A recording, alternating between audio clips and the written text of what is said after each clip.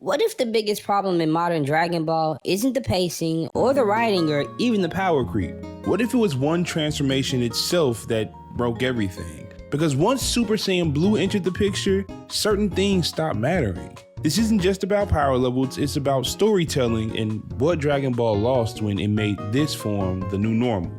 Let me explain. Back in Dragon Ball Z, transformations were more than just power-ups, they were moments. Many of the forms carry some type of emotional weight. When Goku became a Super Saiyan on Namek, it wasn't just a response to Frieza's strength, because if that were the case, he would have transformed way before that.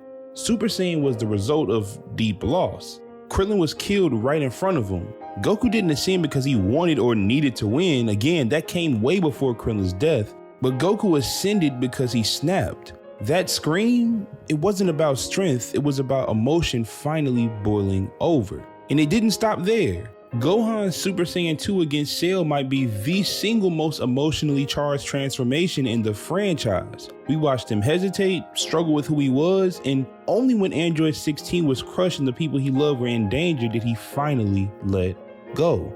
It was powerful because it said something about his character. Even Vegeta's transformations were layered with emotion and a need. His Super Saiyan and Ascended Super Saiyan forms held weight because at the time, a good amount of the main cast survival rested on Vegeta's shoulders. That, coupled with his all-consuming need to surpass Goku, made for amazing moments. And even Majin Vegeta held that weight. He sacrificed something to get stronger, and the fallout from that decision followed him all the way to the end of the Buu saga.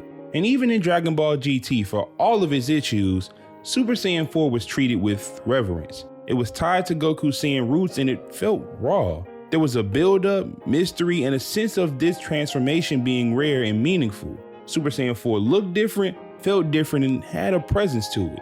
And in the modern era of Dragon Ball, Super Saiyan God actually kept that tradition alive. Goku didn't just train into it, frankly he couldn't train to it. He had to rely on other Saiyans to even access the form. It was like a Saiyan's version of a spirit bomb. I mean, literally, the form was bigger than just Goku himself. It was a huge deal, not just because it marked the return of the series, but because it introduced a crazy jump in power, one that we hadn't seen anything quite like since Namek. Sometimes I wish it stayed that way. But then came Super Saiyan Blue and all that weight disappeared. The form looks cool, sure, but it shows up casually, used often, and has no emotional trade-off. No sacrifice, no turning point, just another tool in Goku and Vegeta's arsenal. The moment they unlocked Blue, most transformations stopped being a storytelling device and started feeling like nothing more than a video game status effect. I want to emphasize that Super Saiyan God felt like the beginning of a new era. It was a form rooted in unity, and it was a Saiyan myth. So it opened the door to explore more Saiyan history, which I think has already been lacking in Dragon Ball. But instead of building on that foundation, Dragon Ball took a sharp turn. Super Saiyan Blue came in fast and without any kind of warning, just a new layer of power stacked on top of God. And suddenly what used to be a storytelling milestone became just another color. What the form represented and how it was used signaled some things about Dragon Ball's priorities going forward. Super Saiyan Blue broke the rules, not the power scaling rules, because Dragon Ball has been flexible with those really since the beginning, but I'm talking about the storytelling rules. Blue was introduced with no build-up and even less struggle.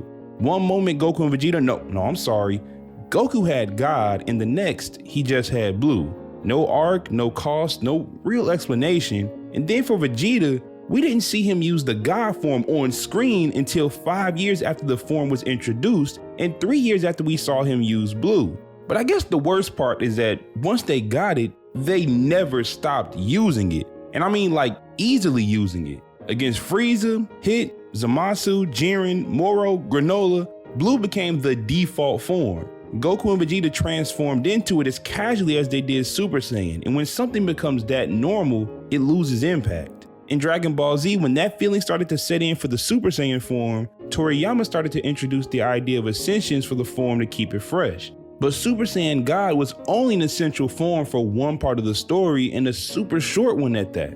Now I do think that Super Saiyan Blue started a bad trend, but I'll be honest, I don't hate all new transformations. In fact, there's one that I love. Not because it's stronger, not because it looks cool, I mean it does look cool, but because at least during the Tournament of Power, it actually pushed the story forward. And I'm talking about Ultra Instinct. What made Ultra Instinct so compelling wasn't just its design, though we'll get to that. It was the mystery, the tension, the slow unraveling of what this technique even was. Goku didn't just tap into it and win either. The first time it activated, it was pure survival. It was a reaction. And what a great moment that was. One of the 3 to 5 best moments in the franchise to me. But anyway, Goku hadn't mastered anything. In fact, we learned later that he'd only unlocked the defensive part, and that limitation mattered. It gave us reasons to stay engaged. Every time Goku used Ultra Instinct after that, you saw him get a little more comfortable, a little more confident, but still not in full control of the power that Ultra Instinct possessed. It felt earned and it felt dangerous. There was always the question of, can he hold it this time? That's tension, that's progression. That's what Blue never gave us. And man, the presentation, the white hair, the silver eyes, the heat Goku emitted, that calm, divine aura that wasn't about rage or pure strength, Ultra Instinct felt different on every level. Even visually, it set itself apart in a way that reminded me of how Super Saiyan once did. And maybe the best part, it didn't feel like something that every Saiyan could just unlock. It felt like something only Goku could do because of who he is as a person. Now look, I'll admit, I haven't loved how Ultra Instinct has been handled since the Tournament of Power. The mystique is mostly gone, the form's been overused, the tension is dipped, and it's starting to feel dangerously close to the same Blue problem all over again. But during that tournament, it worked. It was a flawed form and it evolved with the story. That's how you introduce a new form, not as a gimmick, but as a payoff. Because during that tournament, Goku was fighting for his life, but he was also fighting a battle he had fought his whole life. And that battle was how he could break his ceiling. Ultra Instinct showed me that those involved with Dragon Ball still have the ability to build hype, mystery, and weight behind the transformation. It's not about nostalgia, it's about letting power reflect the journey.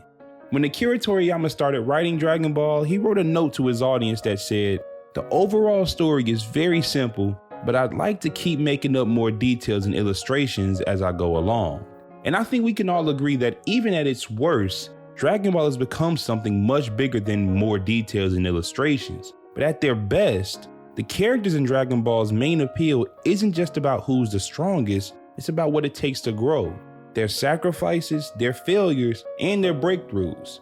Super Saiyan wasn't just a transformation, it was an emotional release.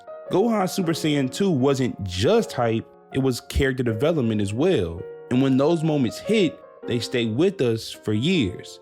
That's why Super Saiyan Blue feels like a missed opportunity. It had the potential, but it skipped the journey. And when that happens, you lose the very thing that made Dragon Ball so special in the first place. You can't have power without struggle. You can't have transformations without tension. Because when you do, the audience feels a disconnect. I still believe Dragon Ball can do it right, it just has to get back to the basics. The next form doesn't need to be flashier than Ultra Instinct or Ultra Ego, but it needs to mean something to whatever character achieves it. And if it does, if the journey is there, then that moment, just like Goku on Namek or Gohan in the Cell games, will be a legendary one. Let me know in the comments what you think about Super Saiyan Blue and its impact on modern Dragon Ball. But with that being said, if this is your first time on the channel, hit that subscribe button for more videos like this. This is Matt, and thanks for watching. Y'all have a good one.